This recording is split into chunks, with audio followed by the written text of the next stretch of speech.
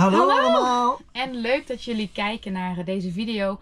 Want in deze video gaan we je vertellen waarom we toch op het idee kwamen om ons huis te verkopen, alles achter te laten en te gaan reizen met ons gezin.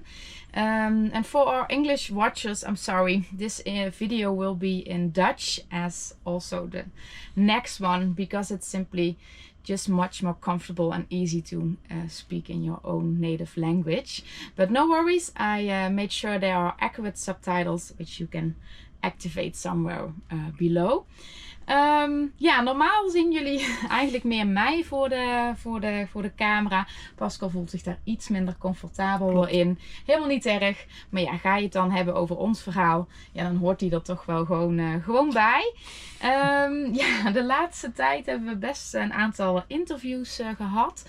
En ja, wat opviel is dat je dan, ja, het groot gedeelte van het gesprek gaat dan over de aanleiding waarom dat we doen wat we doen. En ja, uiteindelijk wordt dat heel beknopt weergegeven in zo'n artikel. Heel logisch, maar ook op een of andere manier heel erg jammer. En een poosje geleden bleek er heel veel interesse op social media in ons verhaal. Of in ons dagelijks leven. En ik vond het eigenlijk ook heel erg leuk om dat meer vast te leggen. Om daar meer over te delen. Maar dan kom je weer bij hetzelfde dilemma. Iets in een post schrijven in een paar zinnen. Ja, uiteindelijk ben je het dan nog heel erg samenvattend aan het doen. En vandaar het idee ontstond om dat met video te doen.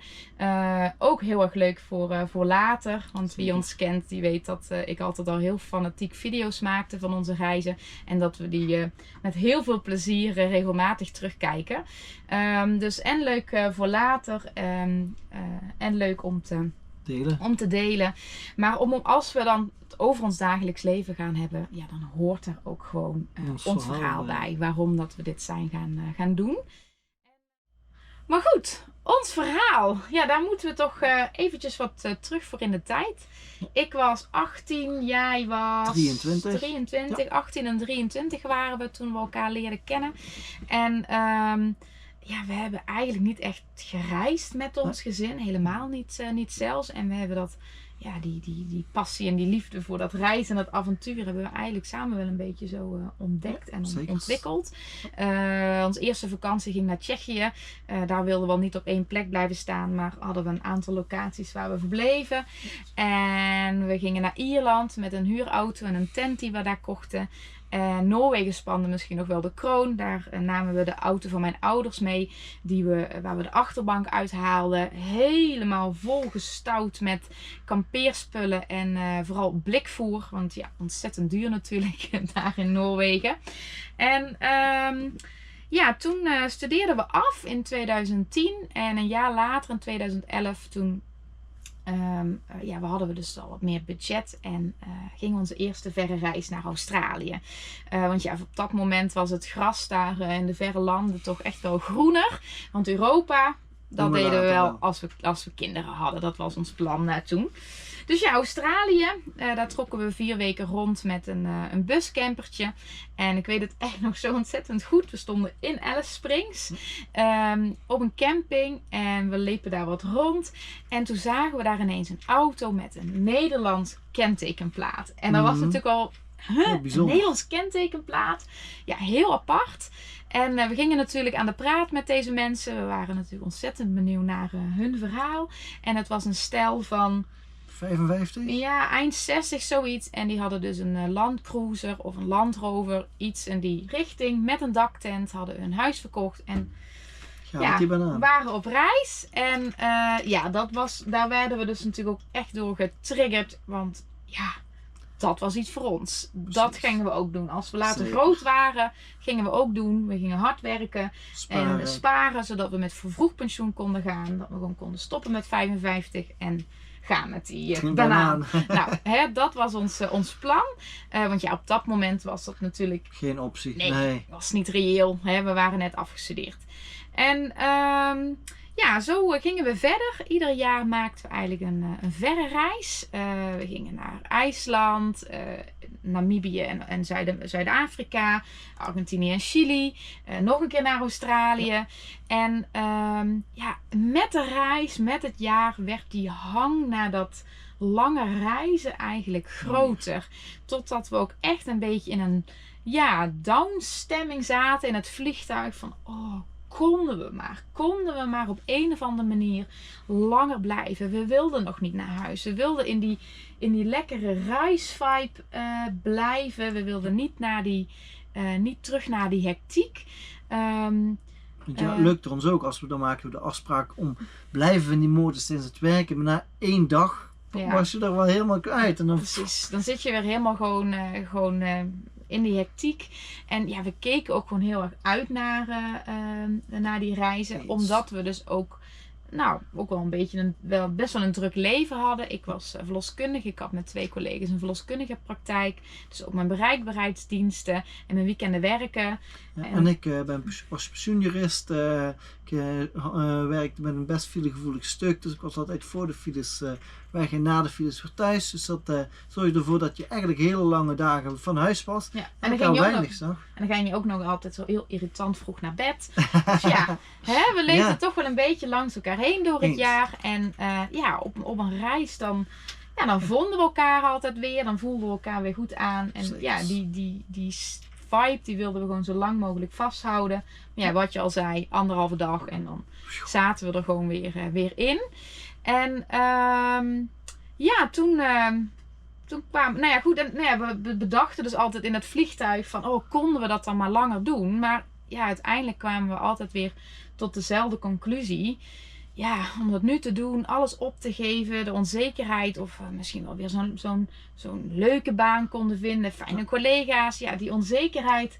Die was toch te groot. Die was ons eigenlijk dan toch te groot. En zo bleef dit dus maar gewoon ons pensioendroom waar we naartoe bleven werken en leven. En toen werden onze kinderen geboren. In 2017 werd Nienke geboren en in 2019 Carlijn. Die we overigens gewoon mee op reis namen. Heel vaak werd ons verteld, als je later kinderen krijgt, dan is het voorbij dat reizen. Maar nee, Nienke ging gewoon toen ze 10 maanden was met ons mee naar Japan. Waar we rondtrokken met een camper overigens ook. En Carlijn ging nog in de kraamperiode. Oké, dat is een beetje overdreven. Maar in mijn verlof gingen we samen naar Mauritius. En in eerst even nog terug. Het was dus inderdaad een hectische tijd. Dat je leven staat op je kop met kinderen erbij. Dat is absoluut waar.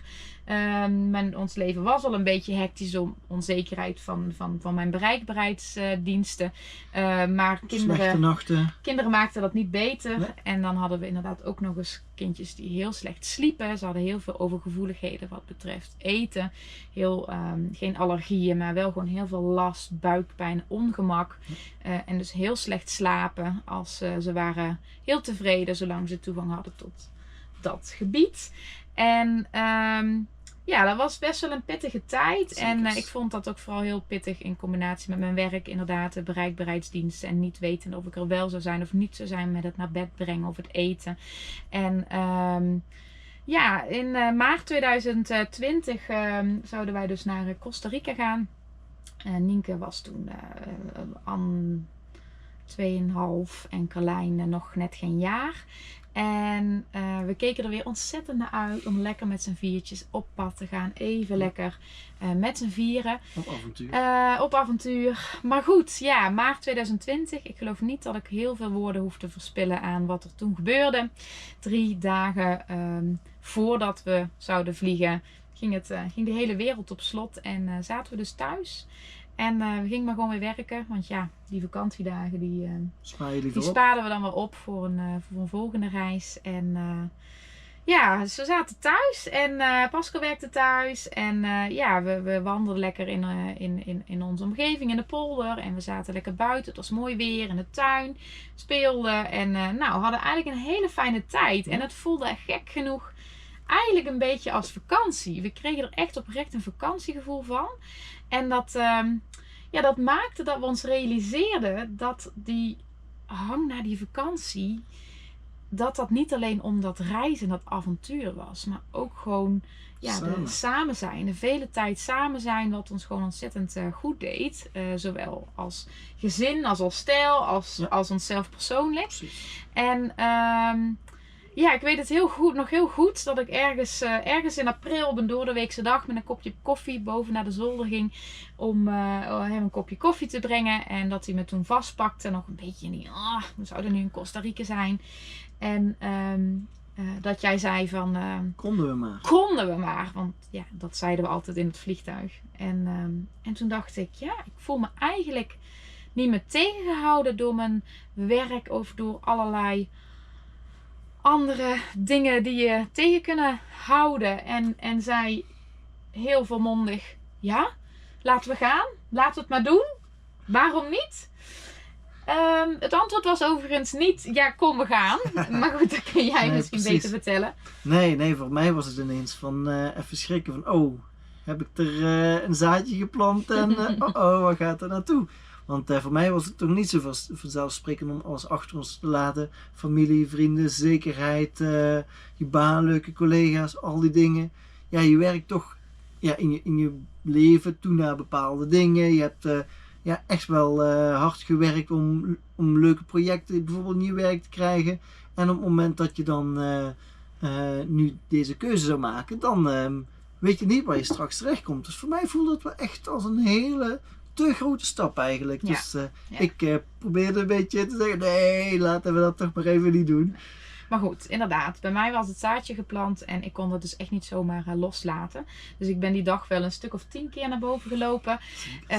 Ik denk wel dat we dit echt even goed op een rijtje moeten zetten. Om misschien ook wel overwogen dit niet te doen. Maar dit moeten we echt even uitzoeken. Dus dat hebben we ook gedaan. Ja. In die weken daarna hebben we heel veel gepraat erover, gefantaseerd, maar ook gewoon de negatieve dingen bekeken. Maar goed, we kwamen ook wel tot de conclusie dat juist nu misschien het moment is om het te doen. En juist niet later. De kinderen zijn nog klein. Ze gaan nog niet naar school. Ze zijn blij dat ze bij jou zijn. Dat is voor hun het belangrijkste leven. Ja, klopt. En over een jaar of 15 dan willen ze helemaal misschien wel niet meer met ons mee op reis. Dan willen ze liever bij hun vrienden zijn. Dus hoe mooi is het juist om nu dit te doen. Om juist die hectische tropenjaren zo rustig te beleven. Ik piep er heel even tussendoor. Net bij het in elkaar zetten van de video kom ik er namelijk achter dat we een heel belangrijk argument niet benoemd hebben. Namelijk dat naast dat we heel erg voelden dat juist nu het moment was met de kleine kinderen. Dat we ook dachten, want straks is het misschien niet meer het moment. Want als je 60 bent, misschien ben je wel topfit. Maar misschien ook niet. Misschien kwakkel je wel met je gezondheid of ben je zelfs chronisch ziek.